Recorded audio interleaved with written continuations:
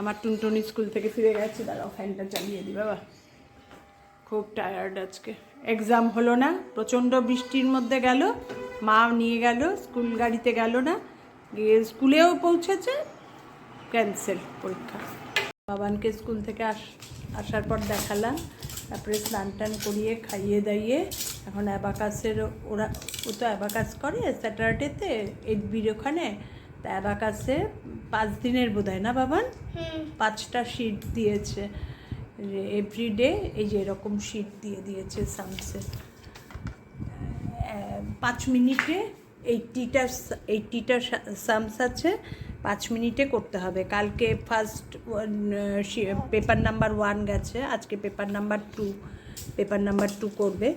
5 minute stop watch ধরে বসে থাকতে হবে। কালকে পেপার নাম্বার 1-এ 80টার মধ্যে 42টা ও অ্যাটেন্ড করেছে, 42টাই রাইট, কিন্তু আজকে সেটাই স্পিডটা আর একটু বাড়াতে হবে। আর এই অ্যাবাকাসের এই অ্যারিথমেটিকগুলোতে না ও খুব ইন্টারেস্টও পায়, ফটাফট করে। ওই যে অ্যাবাকাস নিয়ে বসেছে, সামনে নিয়ে বসেছে, এখন শুরু করব স্টপ ওয়াচ চালিয়ে।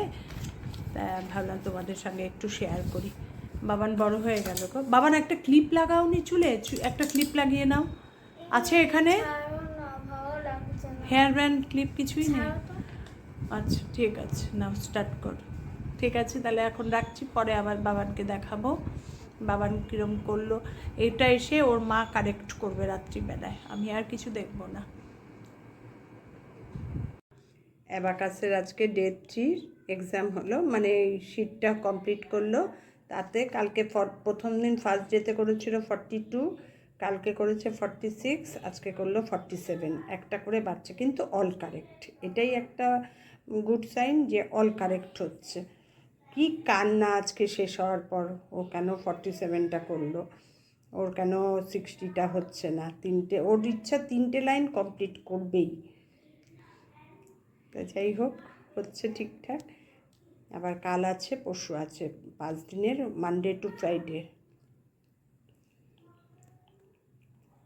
পড়ছে সব ঠিকঠাকই, পড়াশোনা করে, কিন্তু বড্ড চঞ্চল বলে না সব ভুলভাল করে ফেলে।